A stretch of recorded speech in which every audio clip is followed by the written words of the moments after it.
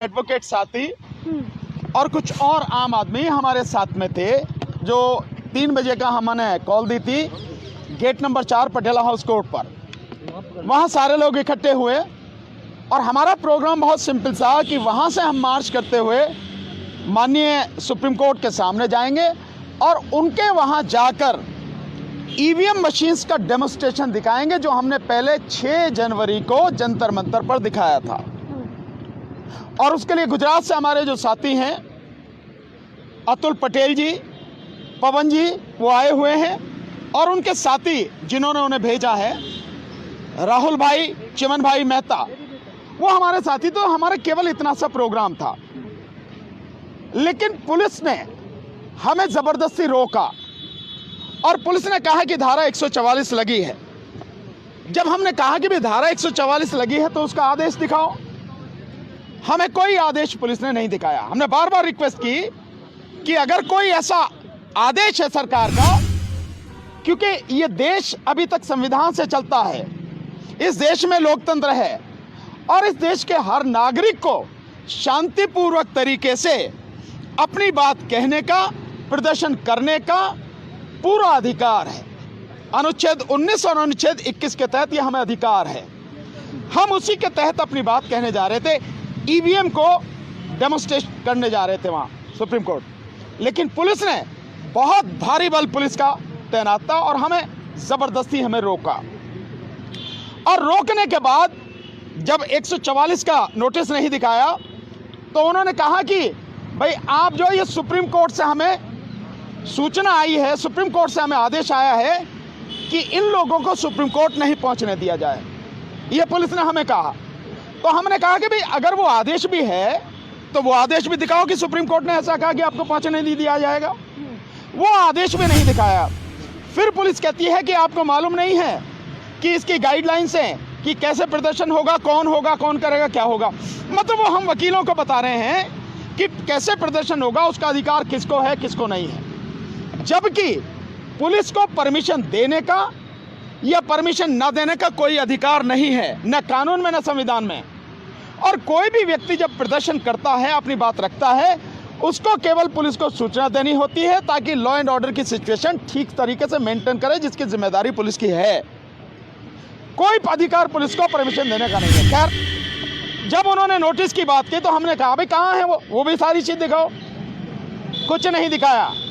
फिर पुलिस हमें कहती है, एडिशनल डीसीपी साहब भी वहीं पे थे, एसएचओ वगैरह भी वहीं पे थे, उन्होंने कहा कि चलिए हम आप लोगों को 4 लोग चलिए, हम आपको सुप्रीम कोर्ट लेके चलते हैं। हम वहाँ से 4 लोग चले, हमारे साथ में 5 साथी थे। भाई हमारे बड़े भाई महमूद पराचा थे, मैं था साथ में, हमारे साथी मुकेश राजपूत जी हैं, ये साथ में थे, एक हमारे साथी सत्यप्रकाश जी हैं और एक हमारे साथी दीवान सिंह जी है। हम 5 साथी, हमको पुलिस अपनी गाड़ी में लेकर आई और सुप्रीम कोर्ट के सामने पहुंचकर उनको पीछे से फोन आता है। हमें नहीं पता वो फोन प्रधानमंत्री का था, हमें नहीं पता वो फोन अमित शाह का था या किसका था, लेकिन हमें सुप्रीम कोर्ट जज साहब के पास न ले जाके, सुप्रीम कोर्ट न ले जाके, हमें वहां से सीधे आए तो चक्कर लगा के सुप्रीम कोर्ट की तरफ से, लेकिन मंदिर मार्ग थाने हमें लेके आए और अभी तक हमें मंदिर मार्ग थाने में गैर कानूनी रूप से डिटेन करके रखा गया। हमारे साथ धोखा किया गया। हमें कहा गया कि सुप्रीम कोर्ट आपको मिलवाने चल रहे हैं और वहां ना ले जाके हमें यहां अपहरण करके हम लोगों को यहां पर लेकर आए हैं। ये काम पुलिस ने किया है और किसके कहने पर किया होगा, इस बात को सब समझ सकते हैं। आदेश कहां से आता है? ऊपर का आदेश कौन देता है? कौन है? कोई पुलिस अधिकारी ऊपर का आदेश देता है? मैं नहीं समझता किसी पुलिस अधिकारी की इतनी हिम्मत है या ऐसा कोई भी पुलिस अधिकारी काम करेगा जो कानून के लोगों से आमने सामने बात कर रहा है कि वो जो मन में आए कर देगा। ऐसा नहीं है। तो ऊपर का आदेश कहां से? ऊपर का आदेश या तो प्रधानमंत्री का होगा या पीएमओ का होगा या गृह मंत्री का होगा, इसके अलावा कोई ऊपर का आदेश नहीं है। ये बात इस बात को भी सिद्ध करती है जो हम लगातार कह रहे हैं। आखिर दिक्कत क्या है? हम केवल पटियाला हाउस कोर्ट से सुप्रीम कोर्ट मार्च करने तो जा रहे थे, केवल वहां जाके डेमोन्स्ट्रेशन करना था, लेकिन हमें ये मार्च भी नहीं करने दिया जा रहा, डेमोन्स्ट्रेशन भी करने नहीं दिया जा रहा। इसका मतलब साफ है कि ईवीएम में बड़े पैमाने पर गड़बड़ी की जाती है, धांधली की जाती है और इस देश के जो बेगुनाह निर्दोष नागरिक हैं, जो वोटर हैं, उन सब वोटरों का मत जो है लूटा जाता है, उनकी वोट लूटी जाती है। अन्यथा क्या दिक्कत है किसी भी बात की? अच्छा, उसके और बाद इसके अलावा एक बात और, इसके अलावा जब से ये आंदोलन हुआ है और जब से हमने 6 जनवरी को जंतर मंतर पर प्रदर्शन करके दिखाया है कि कैसे ईवीएम में और वीवीपैट में धांधली होती है, उसके बाद इलेक्शन कमीशन गली गली घूम के दिखा रहा है, वीवीपैट लेके भैया बटन दबाओ और देखो जिसको दबा रहा है वही आ रही है। इसका मतलब चोर की दाढ़ी में तिनका वाली बात नहीं कहूंगा, चोर की जो दाढ़ी है पूरी की पूरी उससे तिनके से ही बनी हुई है, ये स्थिति है उनकी। तो चोर की दाढ़ी में ये हालत आज हो गई। आपने देखा कभी इससे पहले इलेक्शन कमीशन सड़क पे आके गलियों में मोहल्लों में जाके दिखा रहा है कि भैया देखो डालो वोट जिसको डालो? कभी हुआ? हम ये कह रहे हैं कि आपको ये नौटंकी करने की जरूरत नहीं है। आप अगर ईमानदार हो और ईमानदारी से इस देश के प्रति जो संविधान ने आपको जिम्मेदारी सौंपी है, जो आपका फर्ज है, उसे पूरा करो। दुनिया के सामने दिखाओ कि जो हमारा प्रोसेस है वो कितना पारदर्शी है, क्योंकि पारदर्शी नहीं है, स्वतंत्र चुनाव तुम नहीं करा सकते। सरकार के इशारे पर जो तुम काम कर रहे हो, हम उसे किसी हालत में इस देश की जनता बर्दाश्त करेगी नहीं। उसकी पीठ में छुरा भोंका गया, उसे धोखा दिया गया, सालों से उसकी वोट लूटी जा रही है। अब इस देश की जनता अपना वोट लूटने नहीं देगी और इस बार 2024 का चुनाव ईवीएम से किसी कीमत पर नहीं होने देगी। इस बार केवल और केवल बैलेट पेपर से ही 2024 का लोकसभा चुनाव और इसके बाद जितने भी चुनाव होंगे वो केवल और केवल बैलेट पेपर से ही होंगे। चाहेंगे कि आप लोगों को जब जाहिर तौर पर ये बड़ी खबर निकलकर सामने आई है कि छलावा कर पुलिस प्रशासन यहाँ थाने लेकर आई है। थाने लाने के बाद क्या हुआ, अंदर क्या बातचीत हुई? नहीं, कुछ नहीं। थाने लाके और वो हमसे हमारे नाम पते पूछ रहे हैं, तो क्या पुलिस हमारा डोजियर बनाना चाहती है? क्या अमित शाह के कहने पर हमारे सारे पते लेके आखिर में आगे चल के कुछ और मुकदमे करके हमें जो आतंकवादी जो गतिविधियों में शामिल दिखा के या हमें जो यूएपीए की धारा के अंतर्गत गिरफ्तार करके जेल में डालने की उसकी साजिश है क्या?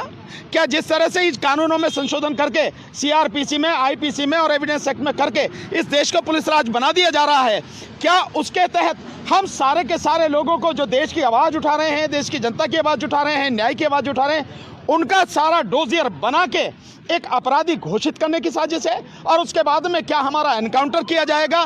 क्या हमें मारा जाएगा? क्या हमें जेलों में ठूस दिया जाएगा? इसके लिए सारी कार्रवाई कर रहे हैं। तो पुलिस ने ये सारी बात कही। हमने कहा बहुत सिंपल तरीके से, अगर कानूनी रूप से ये है कि आप हमारे नाम पते लिखोगे, आप हमें दिखाओ सीआरपीसी में प्रोविजन कहाँ है, आप बताओ किस कानून में हमारा आप नाम लिखोगे। एक तो आप हमें झूठ बोलकर लेकर आए, हमारा अपहरण करके यहाँ लेकर आए और अब हमसे नाम पता मांग रहे हो। ये सारी बातें अंदर हुई हैं। मुझे कानूनी दाव पे समझना है कि अगर बतौर मैं बताती हूँ कि मैं परिवार के सदस्य अंदर हैं तो मुझे मिलने नहीं दिया जाएगा, ये किस कानून के तहत आता है? मुझे ये कानून के तहत अपराध है। हाँ। डीके बासु की एक जजमेंट है, उसका हर एक पुलिस स्टेशन में बोर्ड लगा हुआ है, उसमें ये सब बातें जो आपके सवाल हैं। आप अंदर जाइए, पुलिस स्टेशन कोई कैद खाना नहीं है। एक आम नागरिक के लिए यहाँ वेलकम किया जाना चाहिए, उसे किसी भी तरीके से जाना चाहते। हम तो लोग अंदर लॉकअप में थे ना, आपको पुलिस स्टेशन में अंदर जाने से अगर प्रेस को रोका जाता है, ये भारत के संविधान के साथ सबसे बड़ा अपराध है। ये पुलिस राज बनने की तरफ सबसे बड़ा कदम है अमित शाह साहब का। प्रेस को नहीं रोका जा सकता पुलिस स्टेशन के अंदर जाने से। आपकी जिम्मेदारी है जाके पुलिस से क्वेश्चन करो 24 घंटे कहीं भी, ये प्रेस की जिम्मेदारी है। प्रेस को रोका जाना संविधान की धज्जियां उड़ाने बराबर है। फिर आपने कहा कि मैं रिश्तेदार हूँ, किसी से मिलने जाना चाहती हूँ या नेक्स्ट बेस्ट फ्रेंड के तौर पे, तब आप एक जर्नलिस्ट की हैसियत से नहीं जा सकते। नेक्स्ट बेस्ट फ्रेंड की हैसियत से जाने के लिए डीके बासु की जजमेंट की हर एक पुलिस स्टेशन के अंदर ड्यूटी ऑफिसर जहाँ बैठता है वहाँ पे एक बोर्ड लगा होता है, उसमें ये गाइडलाइंस हर पुलिस स्टेशन में लिखी गई। मैं आपके माध्यम से इस देश की जनता से ये कहता हूँ कि पुलिस स्टेशन के अंदर जाएँ, वहाँ जो बोर्ड लगे हुए हैं बड़े बड़े ड्यूटी ऑफिसर के सामने लगे होते हैं, उसको पढ़ें और उस पर अमल कराने के लिए पुलिस के ऊपर अपना एक तरीके से उनसे आग्रह करें कि ये जो लिखा है आपने इस पर अमल करो। मुझे एक तो मैं क्लैरिफाई कर दूं कि पुलिस अगर ये सोचती है कि वो अपने आकाओं के दबाव में ईवीएम के इस आंदोलन को रोक सकती है या हमें जेल में डालकर झूठे केस बनाकर हमें इस जनता की आवाज़ को मजबूत करने से रोक सकती है, तो वो अपने दिमाग से इस बात को निकाल दे। ना हम डरने वाले हैं ना झुकने वाले हैं। जनता का ये भरोसा है कि वो जिस प्रत्याशी को वोट डाल रहे हैं उनका वोट सही जगह जा रहा है। जब तक इस भरोसे को कायम ना करवा दें तब तक ये जन आंदोलन रुकेगा नहीं। पूरे देश के सारे राज्यों की राजधानियों में, उसके बाद ज़िलों में ये आंदोलन चलेगा। 25 तारीख को, आने वाले 25 तारीख को सारे जिला मुख्यालयों के माध्यम से, जिलाधीश के माध्यम से राष्ट्रपति जी को ज्ञापन दिलवाया जाएगा और ईवीएम को पूरी तरह बैन करके बैलेट पेपर से चुनाव वापस हो, इसके लिए पूरे जन आंदोलन को पूरे देश में उसकी तैयारी चल रही है। लाखों की मात्रा में लोग इस जो ईवीएम हटाओ संयुक्त मोर्चा से लगातार संपर्क कर रहे हैं। तो ये जन आंदोलन बनेगा, इसे कोई रोक नहीं सकता है। इसको एक ही तरीका है कि केंद्र सरकार और इलेक्शन कमीशन मिलके जनता के भरोसों को कायम करने के लिए ईवीएम को हटाकर बैलेट पेपर वापस लाए। इस साल किसी दूसरे मुद्दे पर समझौता नहीं हो सकता है। इस तरह की दबाव की राजनीति छोड़ दे और ये छल कपट की जो नीति है ना कि आइए आपको चीफ जस्टिस से मिलवाते हैं और ले जाके लाके थाने में कर दिया, इस तरह के छल कपट करके हमें रोक नहीं पाएंगे।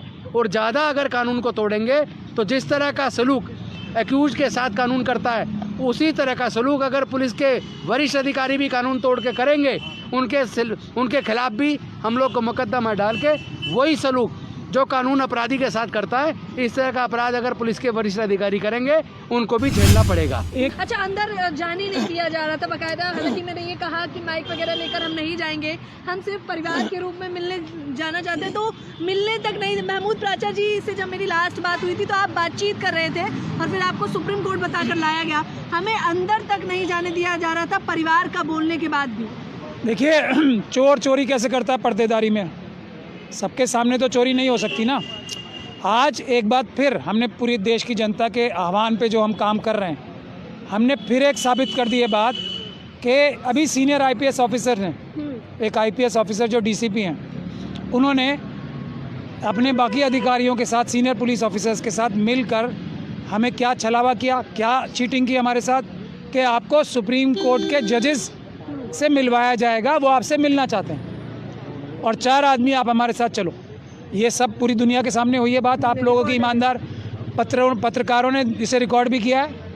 हम लोग तैयार हो गए क्योंकि हम संविधान और कानून के मानने वाले हैं। फिर हम भानु जी ने आपको बताई दिया कैसे हमारे साथ छलावा हुआ। हमें वहाँ ना ले जाके सुप्रीम कोर्ट के बाहर से हमें फिर यहाँ पे ले आए। तो एक तो चीटिंग का अपराध, ये सीनियर आईपीएस ऑफिसर चीटिंग का अपराध करने के लिए बाध्य हैं या खुशी खुशी कर रहे हैं, ये हम जनता पे छोड़ते हैं। दूसरा, हमें अबडक्ट करके यहाँ पे लाया गया, हमारा अपहरण करके यहाँ पे लाया गया, झूठ बोल के चीटिंग करके अपहरण करके यहाँ लाया गया। और उसके बाद जो हमने मना कर दिया नाम और पते बताने से, इसलिए मना किया कि कानून के हिसाब से चलने वाले लोग हैं। जब हमने उनसे ये कहा कि आप हमें कुछ भी रिटर्न में दिखा दो कि आप हमारे नाम पते पूछना चाहते हो, तो लिख के भी नहीं पूछना चाहती पुलिस। समझ लीजिए ये बात, ये आम जनता को समझने की बात है कि पुलिस कोई अंधी ताकत नहीं है पुलिस के पास।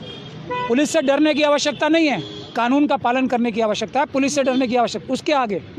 उसके आगे मैं एक ही बात आपको और बताना चाहता हूँ, जो दबाव आपके सबके सामने आज साबित हो गया है कि इतने बड़े बड़े आईपीएस ऑफिसर अगर झूठ बोलने के लिए, धोखा देने के लिए, लाइव कैमरास के सामने धोखा देने के लिए मजबूर हैं, तो क्या इलेक्शन कमीशन के ऊपर ईवीएम के बारे में झूठ बोलने का दबाव नहीं है?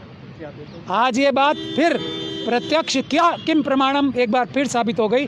जिस प्रकार से आईपीएस ऑफिसर झूठ बुलवाए जा रहे हैं ज़बरदस्ती दबाव डाल के, उसी प्रकार से इलेक्शन कमीशन को भी ईवीएम के बारे में झूठ बोलने के लिए मजबूर किया जा रहा है, दबाव डाले जा रहे हैं। सेकंड में एक बात और करना चाहता हूँ, उसके बाद सबसे महत्वपूर्ण बात यह है कि बीजेपी रूल स्टेट्स जो हैं, देखिए दिल्ली में भी अमित शाह साहब दिल्ली पुलिस को डायरेक्ट कंट्रोल करते हैं। तो हम लोगों ने पूरे देश को ये दिखा दिया कि पुलिस भी संविधान के दायरे में बंधी हुई है। तो आप लोग बिना किसी डर के, बिना किसी दबाव के बीजेपी रूल स्टेट्स में भी प्रोटेस्ट करें, और जो दूसरे स्टेट्स हैं जहां बीजेपी का शासन नहीं है वहां भी प्रोटेस्ट आरंभ कर दें। ईवीएम की लड़ाई आपकी लड़ाई है, जनता की लड़ाई है। पुलिस इसमें आपका कुछ नहीं बिगाड़ सकती, क्योंकि आप संविधान के दायरे में रह के, अभी हमारे भाई भानु जी ने भी और गौतम साहब ने भी बताया, आंदोलन चालू हो चुका है। आप लोग जगह जगह जाके प्रोटेस्ट करना शुरू करें। पुलिस आपकी मदद करने के लिए, आपको रोकने के लिए नहीं है। यही बात हम आपको बार बार करके दिखा रहे हैं कि जहां अमित शाह साहब खुद हॉटलाइन पे पुलिस वालों से बात करके उनको ये चीटिंग करना सिखा रहे होंगे, मुझे ऐसा शक है। तो वहाँ भी हम लोग 1 घंटे बाद फिर आपके सामने हैं और आंदोलन जारी है, ये हम आपके से निवेदन करना चाहते हैं। अच्छा,